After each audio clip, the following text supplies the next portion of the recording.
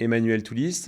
Après 20 ans d'expérience comme directeur industriel dans différents types d'industries, j'ai créé la solution Picomto avec Sébastien Chevalier il y a maintenant un peu plus de 10 ans. Picomto est une solution digitale qui permet de capitaliser sur le savoir-faire et de l'utiliser à des fins de formation et d'assistance des opérateurs de production et de maintenance. On s'est rendu compte qu'il y avait très peu de ressources sur l'industrie 4.0 et que nos clients se posaient beaucoup de questions autour de leurs projets, beaucoup de questions autour des technologies modernes comme l'IA. Et on a décidé de créer ce podcast pour pouvoir tout simplement traiter de ces sujets avec des invités qui pourront nous partager leur expérience. Bonjour et bienvenue dans Picom Talk, le podcast qui donne la parole aux acteurs de la transformation digitale d'aujourd'hui et de demain.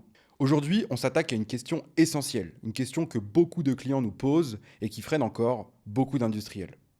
Pourquoi tant de projets 4.0 coincent ? Selon différentes études de grands cabinets de conseil tels que BCG ou McKinsey, seulement 30% des projets de transformation digitale atteignent pleinement leur objectif.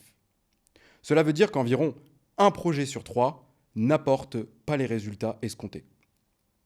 Parfois parce qu'ils sont arrêtés en cours de route ou parfois parce qu'ils ne génèrent pas assez de valeur pour l'entreprise en question. Alors aujourd'hui, nous allons parler de qu'est-ce qui bloque et comment réussir à surmonter ces obstacles pour faire partie du tiers qui réussit. Pour en parler, j'ai l'honneur d'accueillir aujourd'hui Emmanuel Toulis, CEO de Picomto. Bonjour. Bonjour. Et Quentin Bérard, CEO de Shizen. Bonjour à toi. Salut. Donc, pouvez-vous nous expliquer en quelques mots qui êtes-vous et surtout que font vos solutions ? Quentin. Donc moi je suis Quentin Bérard, cofondateur de Shizen. Et ce que fait Shizen, c'est un logiciel pour l'industrie, surtout sur la partie rituel quotidien, routine quotidienne, donc les réunions d'équipe, les résolutions de problèmes, les tournées terrain. Le but, c'est tout simplement que les équipes dans les usines arrivent à mieux se parler, arrivent à mieux communiquer pour résoudre plus de problèmes. Et toi, Emmanuel ? Donc Emmanuel Toulis, je suis le cofondateur et le dirigeant de la société Alliance qui est dite Picomto. Picomto, c'est une solution de digitalisation du savoir-faire. Donc on met à disposition de notre client une plateforme SaaS ou on-premise en fonction des clients qui va leur permettre de digitaliser l'ensemble de leur savoir-faire et avec cette base de pouvoir digitaliser leurs opérations à la fois pour former les nouveaux arrivants, à la fois pour pouvoir les assister et finalement accélérer la montée en compétences et le maintien en compétences des différents salariés. À la fois pour 50% en maintenance et en production pour le reste de notre chiffre d'affaires. Ok, merci beaucoup. Alors, première question incontournable qui va nous permettre d'aborder ce sujet facilement. Pourquoi autant de projets 4.0 coincent selon vous ? Quels sont, selon vous et d'après vos expériences, les freins que vous rencontrez le plus souvent, qu'ils soient humains, organisationnels ou techniques ? La première cause, elle est assez évidente, mais c'est les projets 4.0 qui sont lancés juste pour faire du 4.0. Le côté sexy du digital, on se lance, on ne sait pas trop ce que ça va générer, mais on a envie d'y aller parce qu'on a une feuille de route assez floue qui nous dit d'y aller. Ça, c'est assez voué à l'échec. Ok. Et pour toi, Emmanuel, un autre point ? Je rejoins Quentin, on a beaucoup de responsables innovation, de responsables d'usine dans les salons qui viennent voir et qui voient une paire de lunettes de réalité virtuelle ou un autre device qui les attire. Ils disent ça va être génial dans mon atelier, mais du coup on a vraiment une démarche top-down qui fait que on ne sait pas trop ce qu'on va en faire et on veut faire tester sur le terrain. Mais quand ça apporte pas de valeur, c'est voué à l'échec. Ok. Et sur l'aspect humain, qu'est-ce que vous avez à dire ? Comment l'humain est à mettre est-ce qu'il est à mettre au centre ? Je pense que oui, mais comment vous abordez ce facteur humain, cet aspect humain dans vos projets ? Alors ça, c'est aussi un gros facteur d'échec. On voit souvent dans les équipes projets des sponsors, on voit souvent des gens qui sont soit aux méthodes ou soit dans différents secteurs d'activité, mais souvent on manque d'opérateurs et on manque un peu de la voix du terrain. Elle arrive assez tard en fait, souvent dans les projets qu'on met en place, et c'est vrai qu'il peut y avoir une différence entre ce qu'attend le terrain et ce que va attendre tout simplement les héros qui vont attendre en fait chaque responsable de projet et puis tout simplement les sponsors internes. Donc ça, c'est un point important pour nous et un facteur clé de succès, c'est que souvent, chez nos clients, ou en tout cas quand les projets se mettent en place, on n'a pas suffisamment d'équipes qui sont complètement hétérogènes avec toutes les strates de l'entreprise. Ouais. Et ça amène un autre problème qui est que du coup, les gens qui vont utiliser nos solutions, ils peuvent percevoir ça comme une charge en plus, simplement parce qu'on n'a pas pris le temps avec eux de regarder qu'est-ce que vous allez en tirer, à quoi ça va vous servir dans votre quotidien.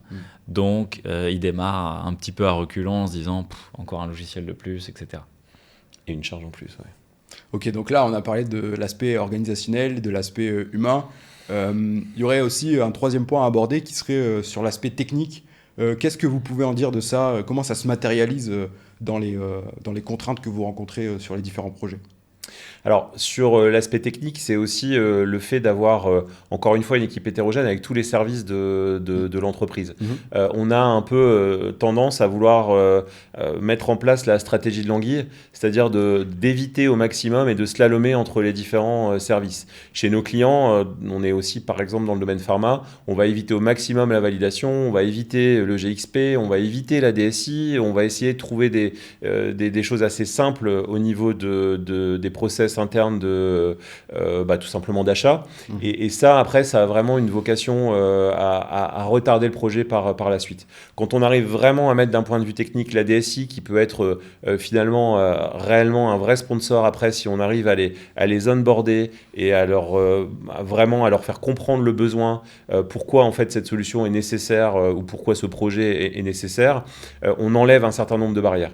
On a quand même énormément de clients qui se rendent compte que finalement, quand on est dans la défense, il faut du on-premise, et puis on choisit une solution qui ne l'est pas, par exemple, ou qui ne peut pas être on-premise. Ou tout simplement, pareil, je parlais du pharma, une solution qui doit être CFR 21 par 11 parce que les clients livrent aux États-Unis. Si la solution ne l'est pas, dans tous les cas, elle n'arrivera jamais de façon massive sur le terrain.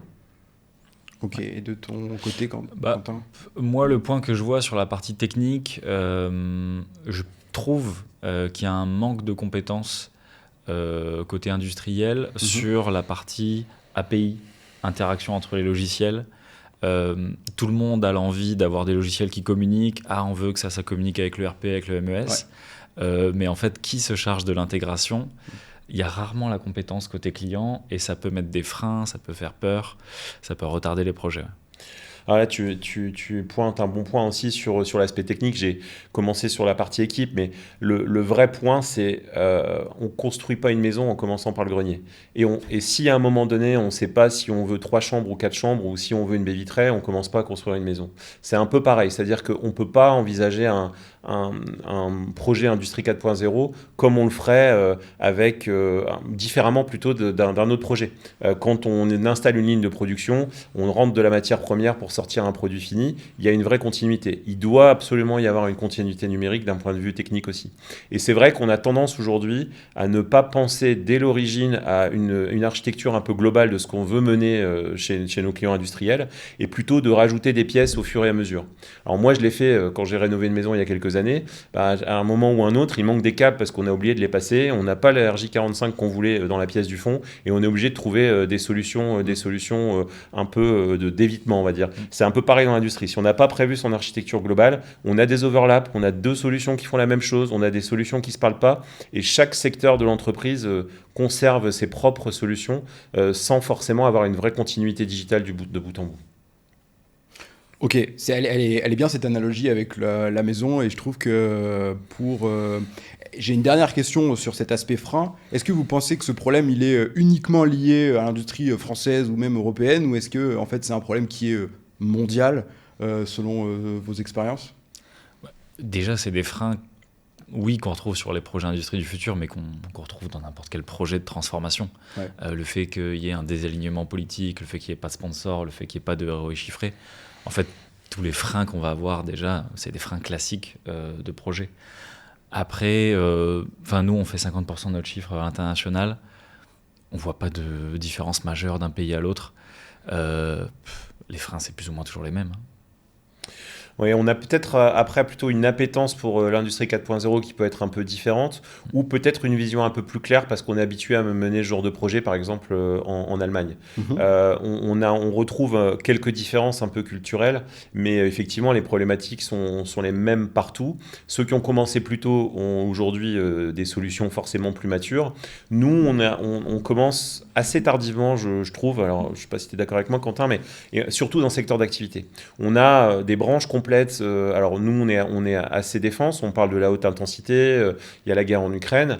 Il y a un vrai retard de digitalisation, par exemple, de la BITD. Et quand on veut monter en cadence et quand on veut accélérer en fait, le développement, c'est un peu trop tard pour mettre en place en même temps ce genre de projet. La BITD, est-ce que tu peux signifier ce que Alors c'est? oui, pardon, c'est la brique technologique de l'industrie de la défense. Donc c'est l'ensemble des fournisseurs qui permettent en fait tout simplement à nos corps d'armée de pouvoir s'équiper correctement, pouvoir faire face avec, tout à l'heure je parlais de la haute intensité, donc c'est l'accélération un peu de l'intensité des combats et puis du coup de l'intensité des besoins. Et puis les conflits qui sont un peu dans notre jardin.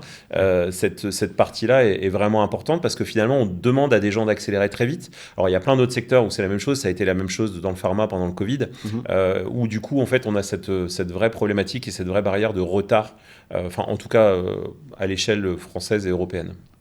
Alors, on a abordé, je pense, beaucoup de points, que ça soit organisationnel, humain et technique. Est-ce que vous voyez d'autres points, des points qui arrivent peut-être même au début des projets, qui freinent en fait et qui coincent ces projets de l'industrie 4.0?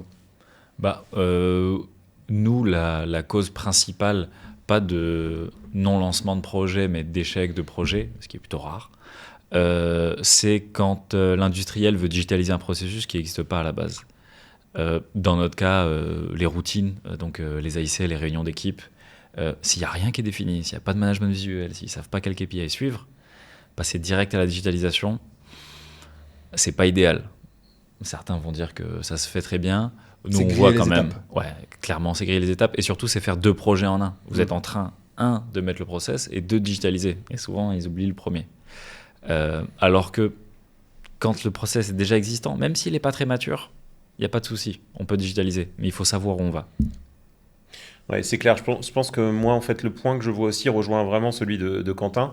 On a quand même un vrai souci de se dire qu'on met en place des projets Industrie 4.0 différemment de ce qu'on ferait avec une machine. Personne va aller dans un salon et voir une super machine et puis se dire ah bah tiens, je vais l'acheter puis je vais la mettre dans mon usine pour voir ce que ça apporte. À un moment donné, c'est exactement pareil avec un produit, avec un projet Industrie 4.0. Il faut à un moment donné se définir c'est quoi mes douleurs principales. Où est-ce que j'ai le plus mal maintenant? Qu'est-ce qu'il faut faire tout de suite? Est-ce que ça va être quoi mon ROI? Est-ce que je vais produire plus? Est-ce que je vais avoir une meilleure qualité pour mes clients? Est-ce que je vais améliorer mon image de marque sur le marché? Ou tout simplement réduire mes coûts? Et ensuite, est-ce que je suis capable de mesurer la situation actuelle? Nous, on a pas mal de clients qui ont une vraie capacité de mesure et on a aussi d'autres clients qui n'ont pas encore fait cette démarche de mesure et c'est vraiment un préalable important.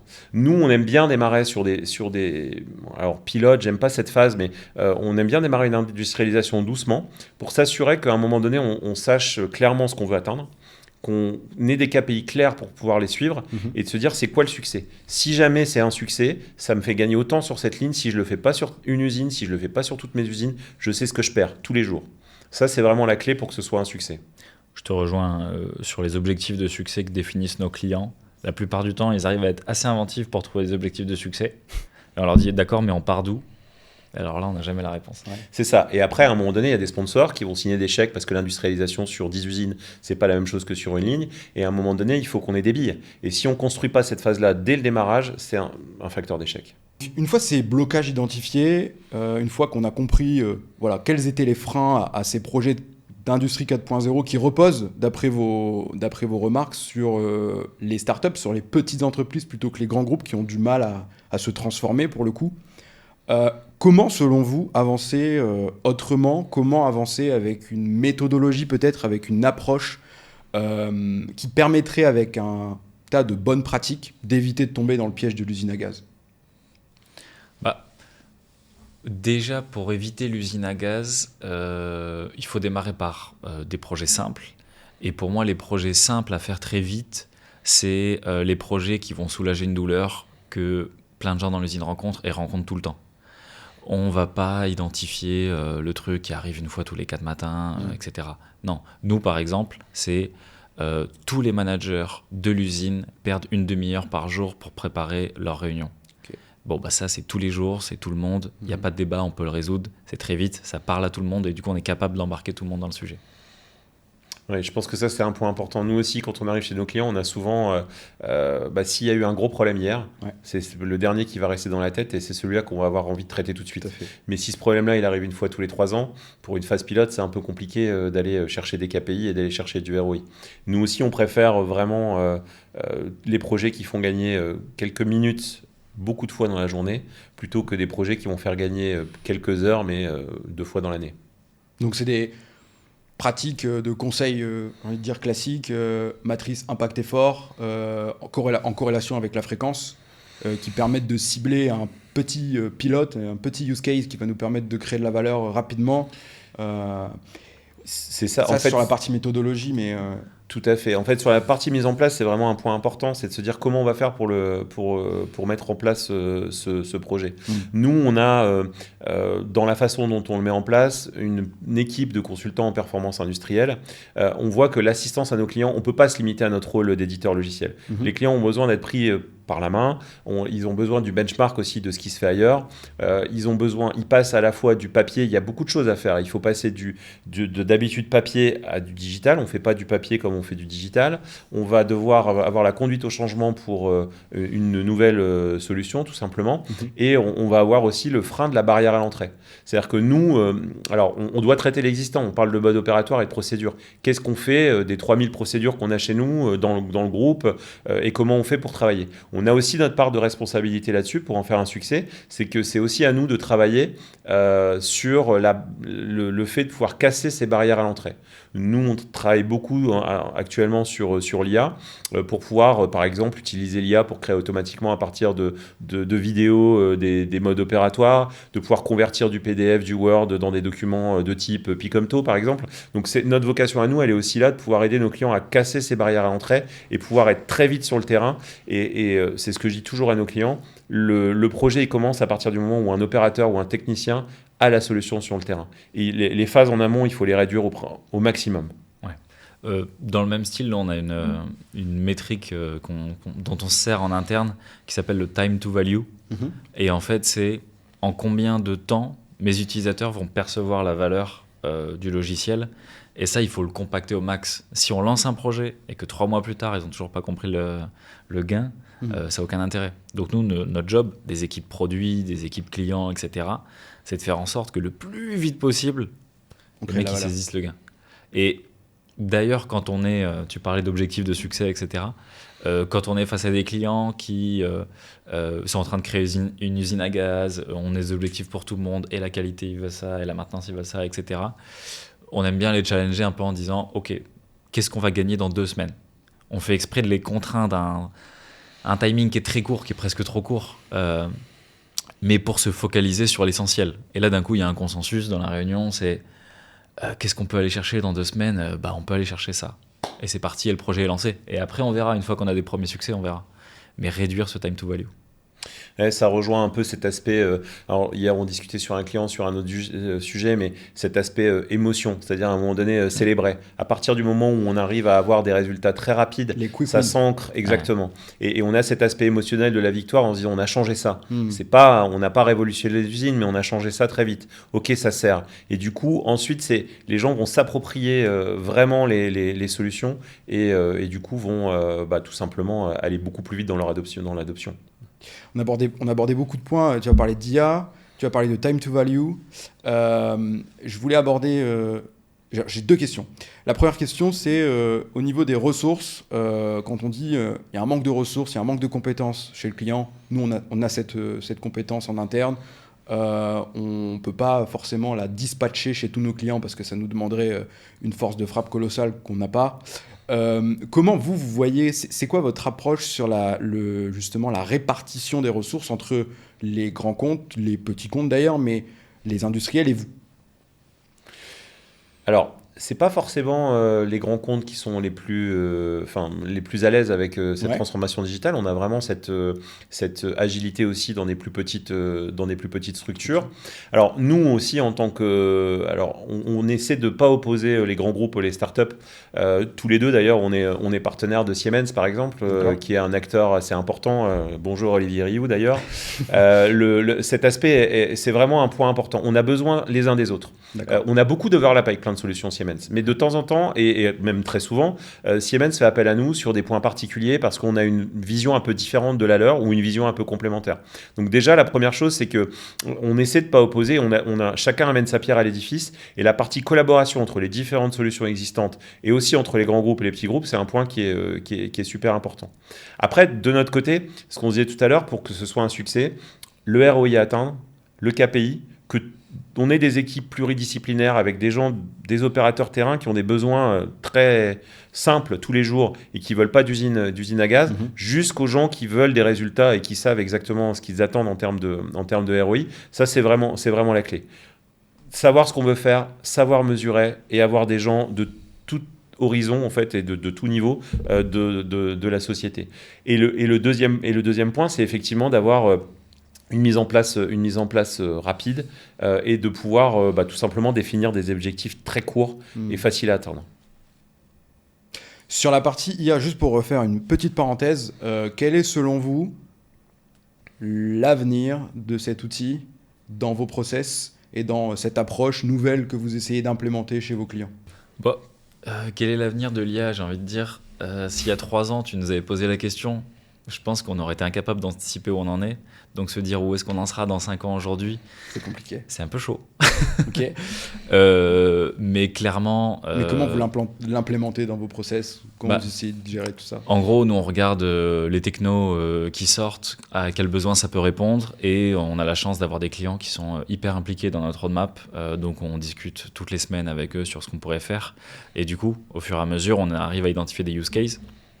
Toujours pareil, on part d'un besoin client, surtout pas un push techno. Et après, le but, c'est de se dire, il y a ça qui est dispo, nos clients, ils ont besoin de ça. Ouais. Des choses, soit qu'on n'arrivait pas à faire avant, parce que la techno n'était pas prête, soit parce que c'était trop complexe, trop coûteux, etc. Et là, on saute sur les occasions. Un exemple très concret, dans Shizen, on fait de la résolution de problèmes. Le problème de la résolution de problème, c'est de se dire, ok, est-ce que ce problème-là, on ne l'a pas déjà résolu il y a 12 mois ou il y a 18 mois Historiquement, comment est-ce qu'on fait pour trouver ça? Il faut rentrer dans une espèce de codification de l'espace, de dire tac, c'est dans tel sous-type, tel, etc. Personne fait. Et si on décrit juste le problème en langage naturel, personne ne le décrit de la même problème. Il y a un mec qui va dire qu'il y a une fuite d'huile et l'autre il va regarder 1 mètre plus bas, il va dire qu'il y a une tache de graisse. Là, l'IA va nous aider. L'IA va dire les gars, c'est les 2 mêmes problèmes, voilà comment vous l'aviez résolu il y a 12 mois, voilà ce que vous pouvez faire aujourd'hui. Notamment dans la maintenance corrective. Complètement. Ouais, et prédictive d'ailleurs aussi. Mais ça, c'est aussi un point important, c'est qu'au début du podcast, Quentin disait pas faire d'industrie 4.0 pour faire de l'industrie 4.0, c'est la même chose. Il ne faut pas faire de l'IA pour faire de l'IA. Tout le monde a l'impression d'être en retard. Alors il y a beaucoup aussi même d'ailleurs de grands groupes qui testent des ouvertures vers Copilot, vers Gemini dans leur environnement sans trop savoir un peu ce que ça va donner et puis recalent un peu après. Nous, on s'en sert vraiment sur 2 gros secteurs. C'est que la première chose, c'est la barrière à l'entrée. C'est-à-dire qu'on a des moyens aujourd'hui de pouvoir casser les barrières à l'entrée très vite. Et la deuxième chose, c'est quelle valeur pour l'utilisateur final, quelle valeur pour l'opérateur. Est-ce qu'on va lui rajouter une usine à gaz ou pas? On travaille beaucoup sur les agents. Alors, on ne les appelait pas comme ça avant, mais c'est de se dire à un moment donné comment on fait pour empiler différents algorithmes d'IA pour résoudre un problème chez un client. Nous, on est très focus sur l'exécution, donc on est vraiment très focus sur le faire, en fait, manuellement, puisqu'on est plutôt sur des process manuels. Comment on va pouvoir aider efficacement l'opérateur dans sa tâche, comment on va pouvoir aller chercher les éléments sur des problèmes résolus dans la solution Shizen, par exemple, pour dire à l'opérateur le moment où on va détecter l'événement sur le PLC, d'avoir directement la bonne tâche dans Picomto qui va se nourrir de ce qu'a fait, de tout ce que les résolutions de problèmes qu'a pu traiter Shizen dans le passé, pour tout de suite donner la bonne résolution, ou en tout cas de donner plusieurs pistes avec un pourcentage, un poids à l'opérateur. Ça, c'est vraiment un point important. Et tu parles de pourcentage, et en fait, pour moi, tu mets le doigt sur la limite aujourd'hui qu'il y a dans l'IA, qui empêche une démocratisation. Ça va nous suggérer quelque chose qui est très probablement bon. Et si c'est pas bon, c'est un peu relou. Qu'est-ce qu'on fait? Et l'opérateur ou le chef d'équipe qui en 3 mois demande 3 questions et puis de temps en temps il a des choses pas bonnes, il arrête d'utiliser l'IA. Donc, pour moi, le point de progrès sur lequel doit aller l'IA, c'est ça, c'est fiabilité, ne pas halluciner, etc. Ah, c'est tout à fait ça. En fait, nous, on parlait tout à l'heure du travail sur le fait de mettre, d'empiler différents algorithmes et de pouvoir faire travailler ensemble différents algorithmes. L'un des algorithmes sur lesquels on a travaillé et qui était aussi le plus important et le plus dur à faire dire à l'IA, c'est je sais pas. Et c'est à un moment donné de pouvoir dire vaut mieux ne pas donner de réponse que donner une réponse dans laquelle on n'est pas sûr. Si aujourd'hui, par exemple, chez un de nos clients Airbus, l'idée c'est de se dire bah, j'ai un rivet en aluminium de tel diamètre devant moi, à quelle pression je dois le rifter, bah, c'est facile. Il y a des normes qui existent, il y a des abacs, on ne peut pas trop se tromper. Par contre, si on est devant, je ne sais pas, un PR qui a mal flué, un mastic qui a mal flué, ou si on est devant une griffe par exemple, là, c'est différent parce que il peut y avoir différents phénomènes. Est-ce que ça a été pollué, la profondeur, la largeur, il y a pas. Donc là, il y a un vrai entraînement et il faut aussi à un moment donné se dire que c'est un outil et c'est un assistant. Ça remplacera pas 20 ans d'expérience, ça remplacera pas tout simplement l'œil n'a humain. pas vécu Exactement. Mais donc il faut faire attention à pas se tromper et ça c'est un vrai point, c'est les hallucinations et du coup savoir dire non et du coup de savoir aussi ce qu'on veut faire et que ça fera pas tout. En tout cas, tout de suite. Ok, bon, on a un peu dévié sur l'IA. Je voulais qu'on puisse illustrer un peu tout ce que nous avez dit à travers deux ou trois exemples concrets que vous avez déjà réalisés au cours de vos différentes expériences. Donc voilà, qui veut commencer? Ouais. Je vais avoir deux cas clients en tête. Un Toyota, j'aime bien en parler parce que, bon, évidemment, dans notre métier, Toyota, c'est un peu le Graal. Pourquoi j'en parle? Parce que, ils avaient une très grosse maturité opérationnelle sur ces processus-là. Donc, le point d'échec que j'ai dit, c'était carré. Et belle maturité digitale, mais surtout grosse agilité digitale. C'est-à-dire qu'ils ont plus de ressources que ce qu'on peut voir ailleurs, à la fois IT, digital, etc. Et puis, pourtant, ils démarrent le projet, et le pitch qu'ils nous disent, c'est on est des débutants, on ne sait pas faire, et vous allez devoir nous guider, les gars. Et du coup, ensemble, on est allé faire des trucs techniquement qui sont géniaux et qui sont en avance sur pas mal d'autres industriels. Donc ça, c'est top. Eux, par contre, très matures, donc l'enjeu, c'est gagner du temps pour tout le monde, pour qu'ils puissent faire de la résolution de problèmes, etc. Ok. Deuxième cas client, plutôt pas à l'inverse, je dirais, mais de qui est-ce que je vais parler? Laboratoire Gilbert. Tout ce que je dis, c'est public, je ne suis pas en train de révéler des secrets. Laboratoire Gilbert, ils nous avaient embauchés il y a quelques années pour se dire on a des rituels d'équipe, mais pas forcément encore très matures, ou du moins hétérogènes, parce qu'on a plusieurs sites, c'est pas exactement les mêmes pratiques d'un site à l'autre, et on a envie de démarrer. Et ben là, on a démarré, et l'enjeu, ça a été très clair, c'était juste, on se met tous à niveau, on commence à fluidifier tout ça, et on oublie la partie IT. C'est-à-dire que Shizen n'a été branché à aucun logiciel.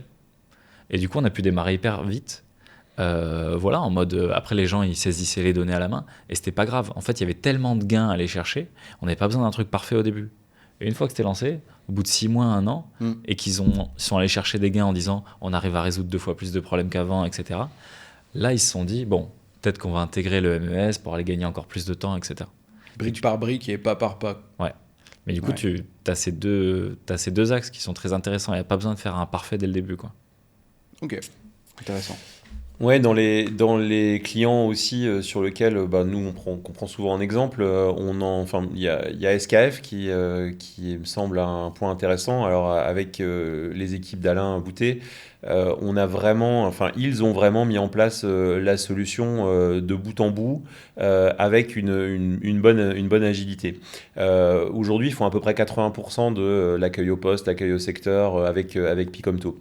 Ils ont mis des bornes dans l'usine qui permet en autonomie à un opérateur d'aller récupérer une tablette, de scanner des QR codes et d'être guidé entre différents éléments et de pouvoir du coup avoir des modes opératoires qui sont en même temps des modules modules de formation multimédia qui vont les guider un peu pas à pas. Ça a permis quoi? Ça a permis en fait que toutes les tâches un peu rébarbatives ou des tâches qui n'ont pas réellement de valeur ajoutée, de libérer en fait l'expert et le technicien sur toute cette partie-là et de vraiment se concentrer sur les gestes métiers, sur les gestes techniques et là où il y a vraiment de la valeur ajoutée, tout simplement à passer du temps en complément. Donc ça, c'est vraiment un client chez qui c'est un vrai succès parce que ça tourne depuis maintenant quelques années. C'est un de nos plus vieux clients. Et c'est vrai que au fur et à mesure, ils ont ajouté des nouveaux cas d'usage, ils ont ajouté des nouveaux modules de formation, des nouvelles façons de faire, mais ils y ont été crescendo. J'ai un autre client en tête, les laboratoires Servier, qui sont aussi un de nos clients assez anciens. Nous, on s'est toujours dit, le ROI principal, c'est ils sont dans le pharma, ils ont gagné 3 équivalents temps plein dans une usine où il y a à peu près 300 opérateurs. On a digitalisé l'ensemble des process de recueil de signatures, de s'assurer que les gens vont bien prendre en compte et signer, qu'ils vont bien prendre en compte les nouveaux modes opératoires, les nouvelles procédures, etc. Et ça a toujours été, quand moi je parlais de ce client-là, ça a toujours été pour moi le ROI principal. Et très récemment, les équipes méthodes m'ont dit mais non, c'est pas notre ROI principal. Nous, en fait, notre ROI principal, c'est que sur certaines machines, dans la première usine qu'on a digitalisée, on s'est rendu compte qu'on était capable de capter la meilleure façon de faire sur des opérations de centerlining, de changement de série, etc. Et que tout le monde applique la meilleure méthode partout dans l'usine, entre les différentes équipes. L'équipe du matin et de la nuit fonctionne de la même façon. C'est guidé, les opérateurs n'ont plus cette peur de faire l'opération la nuit parce qu'il n'y a pas la maintenance qui est là, parce que vraiment on les guide et que... Alors, tu le sais Ali, mais à chaque fois qu'on parle de la solution, je dis toujours il faut expliquer ça. Un mode opératoire bien fait, il doit être capable d'être fait par un enfant de 10 ans qui n'a jamais vu la machine. Des fois, je vais jusqu'à 5. Mais c'est vraiment ça. Donc, du coup, ça permet tout simplement d'aider et d'assister et de faire ces choses-là en continu. Et du coup, c'est 6% de TRS qui représentent des millions d'euros par an qui ont été gagnés parce que, du coup, tout simplement, on applique la meilleure méthode qui a été validée, qui a été digitalisée et elle sera là pour des années. Quand on fera évoluer la machine, on fera évoluer aussi le mode opératoire, mais on a recueilli en fait et on a mis de la valeur dans le temps qu'on a passé à créer cette nouvelle version de mode opératoire. Ouais. Ce que tu dis, ça me fait penser, nous aussi, le gain facile à aller chiffrer, c'est combien de temps on a fait gagner au manager, etc. Mais quand on discute plus profondément avec des clients, ils nous disent pareil, c'est pas ça le gain. Le gain, c'est qu'on fait plus de résolution de problèmes. Et en fait, ok, on résout des problèmes, mais on résout quoi comme problème? On résout des problèmes qualité, on résout des problèmes safety, on résout des problèmes de prod. Donc on va aller chercher beaucoup plus loin. Et c'est des trucs, et après on pourra en parler, c'est presque un autre épisode entier, c'est l'attribution du ROI. Ok, on a lancé, est-ce que Shizen a fait gagner 500 000? En fait, l'usine a fait 3 points de perf. Il y en a combien qu'on peut attribuer à Shizen? Donc ça, après, c'est des calculs, j'allais dire des calculs d'épicier. Je suis pas gentil, mais il faut être sympa avec les équipes finances, il faut leur donner un ROI, ils en ont besoin. Mais ça part quand même à la base d'une vision. C'est-à-dire, oui, on va gagner du temps, mais le vrai truc qu'on va aller chercher, c'est ça. Est-ce que je peux pile poil le chiffrer et le justifier? Pas forcément. Pas toujours. Et pour autant, c'est pas grave, faut y aller. Le Lean, TPS, Kaizen, peu importe comment on l'appelle, on demande pas un ROI à chaque fois. C'est-à-dire, les usines, quand elles ont mis des rituels d'équipe quotidiens, on ne demande pas le ROI des rituels. Ouais. Pour autant, c'est évident, on le fait. Donc là, il y a un peu le même sujet. Ouais. Évidemment qu'il faut du ROI pour s'assurer que les projets se lancent, etc. Pour autant, on sait que le vrai gain, il n'est pas forcément chiffré, il va beaucoup plus loin. Alors peut-être un dernier exemple que toi, tu avais, Emmanuel, à nous faire part. On a un exemple que moi j'aime bien parce que tout à l'heure on parlait start-up, grand groupe, etc. qui est vraiment un peu la collaboration entre les deux. On a mis en place un projet de R&D pour un fabricant de laminoirs et de planeuses françaises qui s'appelle Redex. Et là, on a vraiment mis en place un certain nombre de compétences. Alors, Siemens, qui automatise déjà les machines et qui est un peu le maître d'œuvre sur ce projet. Dianalyse, qui, lui, travaille vraiment sur l'intelligence artificielle au niveau de la maintenance prédictive. Et puis nous, pour la partie mode opératoire, assistance, etc. Et là, il y a une vraie collaboration entre 3 structures de taille extrêmement différentes pour résoudre le problème d'un fabricant français qui du coup veut faire évoluer ses machines et du coup veut avancer et pouvoir ramener des solutions à Industrie 4.0. Et cet aspect de travail en commun où tout le monde a mis tout simplement sa pierre à l'édifice, chacun a partagé tout ce que l'on fait aujourd'hui sans avoir peur de l'autre parce qu'on a une vraie collaboration en commun, ça c'est un point vraiment important. Je parlais tout à l'heure des overlaps, dans nos solutions il peut y en avoir, mais là on a réussi à construire de la valeur ensemble. Le client final lui voit un maximum de valeur. C'est aussi ça très important, qui est très important, c'est qu'il faut que des sociétés comme la nôtre se parlent et apportent des solutions communes. Souvent, Quentin, il m'appelle parce qu'il a des problématiques complémentaires sur lesquelles tout simplement on peut aider. Et on a fait ça il n'y a pas très longtemps aussi sur des clients qui soit n'ont pas besoin de notre produit, parce que finalement ils ont un autre besoin, et du coup, Quentin va mieux répondre que nous. Et cet aspect collaboratif, et cet aspect, on travaille tous en commun, encore une fois, pour assurer cette continuité numérique, c'est super important. Et c'est d'autant plus important que nos gros concurrents qui ont des grosses solutions, alors on va prendre les Américains d'ailleurs, PTC par exemple, eux, leur force, c'est de se dire, attendez, vous embêtez pas avec Shizen, Picomto, etc. Nous, on fait tout. On fait du bout en bout. Vous allez avoir la continuité numérique si vous faites un chèque et que vous prenez notre solution dans la globalité. Individuellement, les solutions, elles vont moins loin que ce qu'on fait nous. Alors, on peut se le dire parce qu'on est des spécialistes, on est des experts, et nous, on ne fait pas du tout de résolution de problème, et je ne pense pas que Quentin fasse du mode opératoire. Et c'est vraiment cet aspect-là qui est important, c'est que nous, on va être des experts. Mais si on est des experts qui chacun travaille dans son coin, du coup, on perd cette continuité numérique et on perd une forme de valeur pour le client.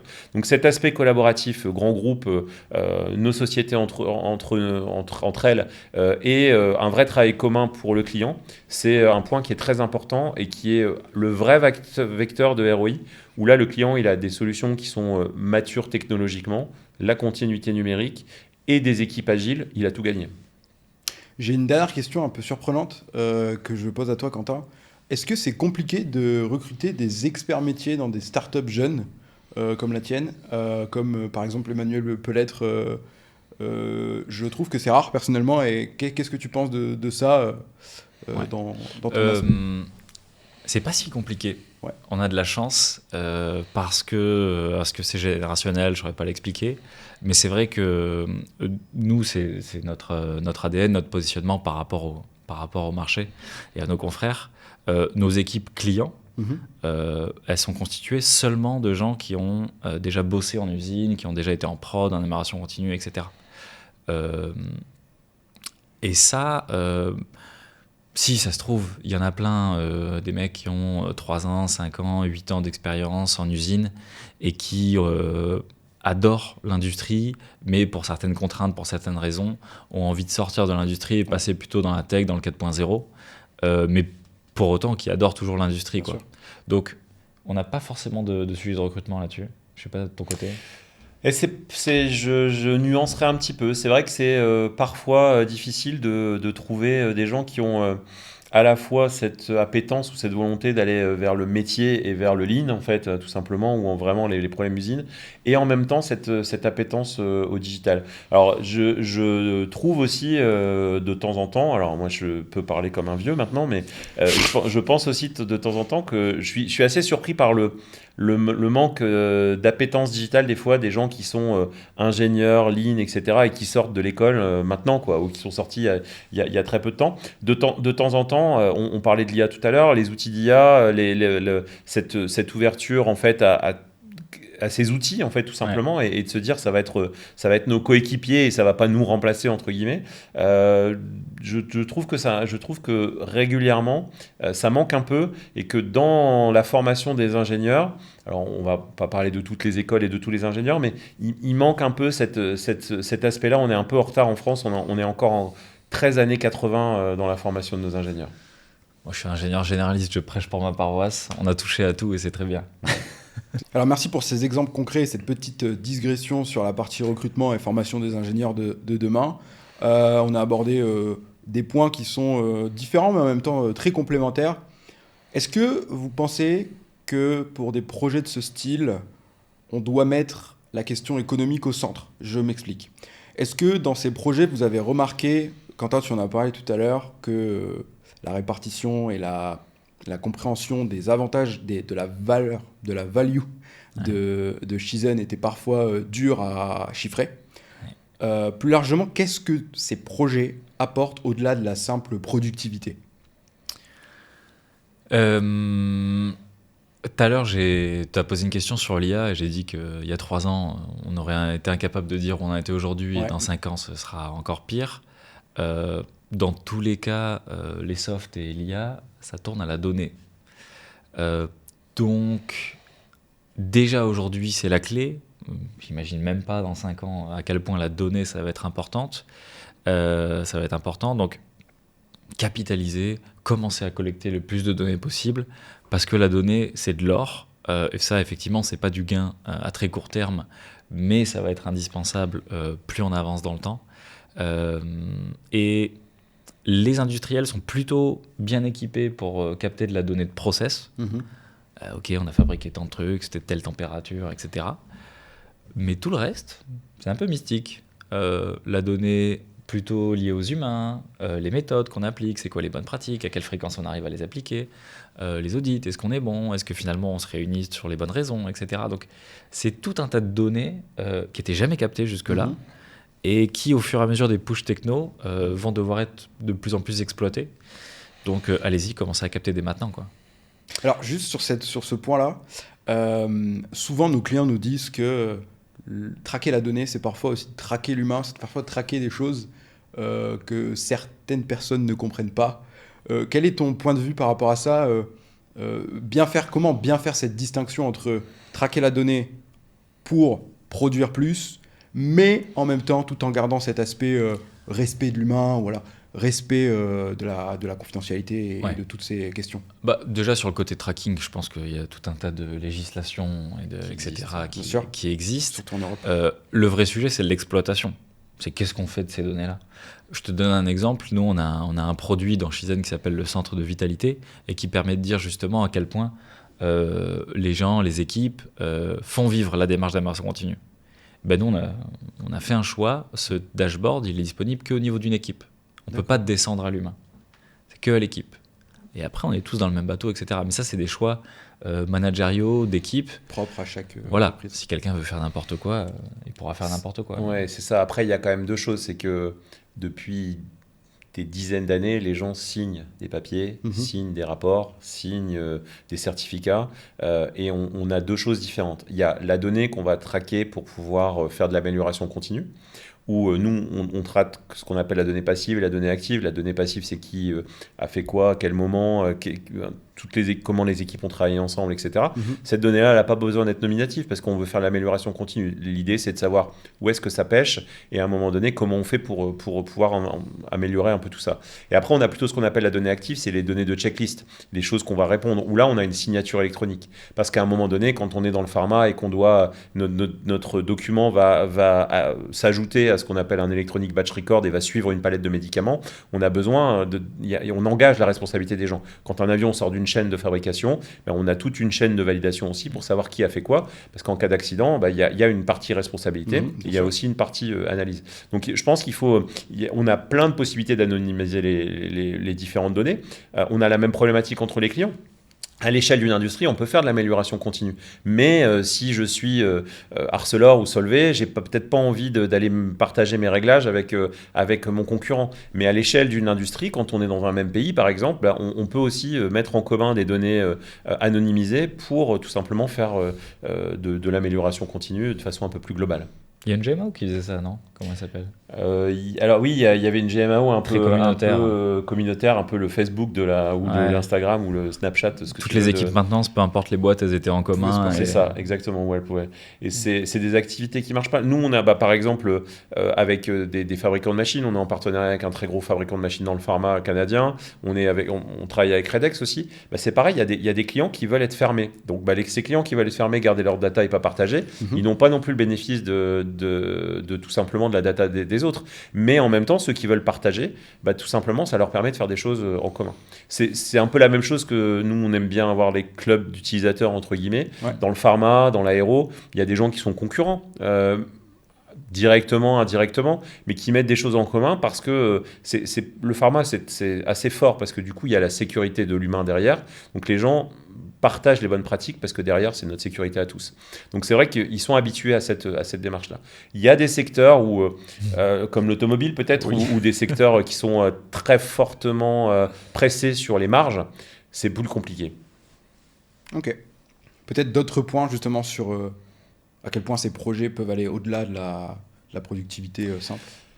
Je pense qu'il y a un point important, c'est le facteur humain. Alors là, par contre, dans l'aéro, on parle beaucoup du facteur humain.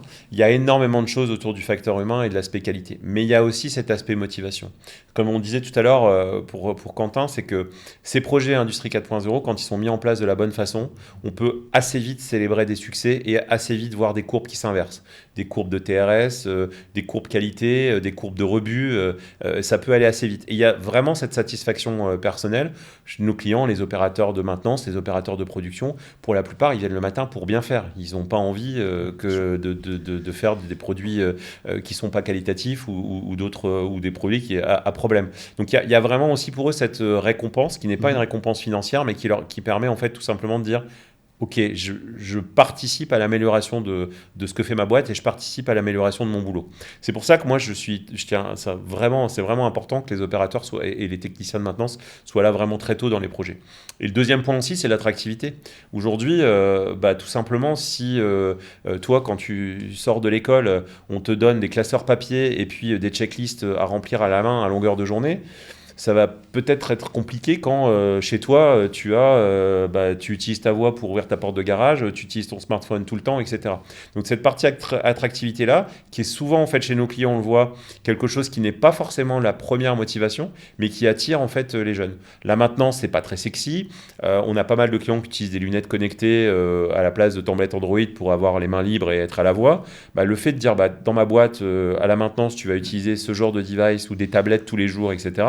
Ça a une forme d'attractivité et de différenciation par rapport à ce que font les autres. Ça, c'est un point qui est quand même assez fort, notamment dans les secteurs comme la maintenance qui ne sont pas très attractifs pour les jeunes. On parle de gamification notamment. C'est ça, tout à fait. On parle de gamification, mais on parle surtout d'utiliser la même chose que ce qu'on utilise à longueur de journée. Aujourd'hui, si je t'enlève ton smartphone pour te donner un Nokia de mon époque, à l'époque où on a commencé avec les téléphones portables, ça va être compliqué, quoi. Donc si il n'y a pas de raison qu'on fasse ça dans le boulot et qu'on te dise va voir l'armoire là-bas, peut-être que tu arriveras à retrouver le problème que tu as eu il y a 2 ans ou le mode opératoire que tu vas devoir analyser parce que c'est 4 pages de texte, alors que toi, tu es devant ta machine et tu vas jamais retrouver l'endroit où tu dois faire ton action et ce que tu dois faire, alors que c'est tout simplement peut-être 5 secondes sur un capteur, quoi. Les premières fois où tu mets les pieds en usine, ça fait bizarre. Ouais. Les gens, ils ont des 3310, le logiciel AS400, il ressemble à rien. C'est ça. Tu te dis, qu'est-ce qui s'est passé? Pourquoi c'est hors du temps? Parce que ça marche. Et ça a toujours marché comme ça. Parce que c'est la conduite au changement, c'est difficile à changer, mais après quand on commence il y a l'obsolescence aussi, quand on commence à devoir mettre des alimentations des X400 d'il y a 20 ans, parce que si l'alimentation on la trouve plus, elle est plus là, mon logiciel qui pilote ma machine à commande numérique il tourne plus, c'est une vraie problématique, et quand c'est trop tard, c'est trop tard. Là, malheureusement les investissements sont lourds et là on a des vrais problèmes de productivité. Alors merci pour votre partage. Je pense qu'on a abordé beaucoup de points qui pourront vraiment aider et éclairer pas mal de nos auditeurs. Donc pour récapituler, les freins principaux restent souvent l'humain, l'organisationnel et le technique, notamment via, comme on le disait juste à l'instant, l'attrait pour les grandes entreprises à rester dans des modèles qui soient assez vieux. La bonne méthode, c'est quoi? Ça consiste à identifier les bons irritants, tester sur un pilote court et industrialiser progressivement, tout en gardant la collaboration entre grands groupes, startups industriels et bien sûr tous les acteurs de ces 2 grandes parties prenantes. Enfin, on a parlé d'IA, on pourrait y revenir dans un prochain épisode. En effet, elle constituera un rôle croissant et majeur dans nos usages. Mais gardez en tête qu'elle restera toujours au service de l'opérateur, intégrée dans une vision claire et pragmatique, comme l'ont exprimé Quentin et Emmanuel. Pour finir, Emmanuel et Quentin, avez-vous un thème pour le prochain épisode et un dernier mot pour nos auditeurs? Alors, je pense que le thème de l'IA sera un thème important et qu'on réabordera sur un prochain podcast parce qu'il y a quand même beaucoup de gens qui se posent des questions, il y a beaucoup d'initiatives, il y a quid de la souveraineté des données. Est-ce que je vais envoyer mon contenu sur les serveurs d'OpenAI ou de Google ou autre? Est-ce que je vais perdre un peu de mon savoir-faire? Donc, il y a un vrai sujet, là, on pourra en parler très longtemps. Donc, je pense que ça sera un sujet pour un prochain podcast. C'est vraiment un point important. Si moi je voulais conclure sur ce podcast, c'est que merci Quentin déjà, parce que c'était super intéressant d'avoir deux visions différentes, puisqu'on n'a pas les mêmes barrières à l'entrée et on travaille souvent ensemble, mais on est sur des secteurs qui sont très proches, mais quand même assez différents. Donc c'est vraiment intéressant de confronter un peu ces idées.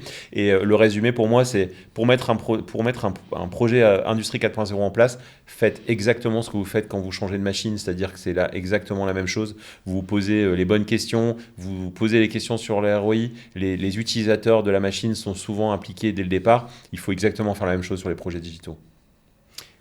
Quentin, notre premier invité.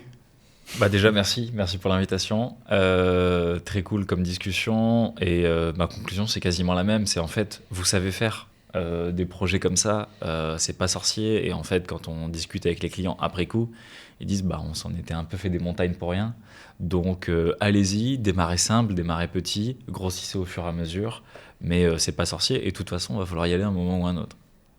Ouais, c'est un point important. Je pense que la conclusion, ça peut être l'intégralité de nos clients, je pense, en sont conscients. C'est pas est-ce qu'un jour ou l'autre, je ferai du digital ou de l'industrie 4.0. La vraie question, c'est quand. Merci Emmanuel, merci Quentin. Vous étiez dans Picom Talk, le podcast qui donne la parole aux acteurs de la transformation digitale d'aujourd'hui et de demain. À la prochaine pour un prochain épisode.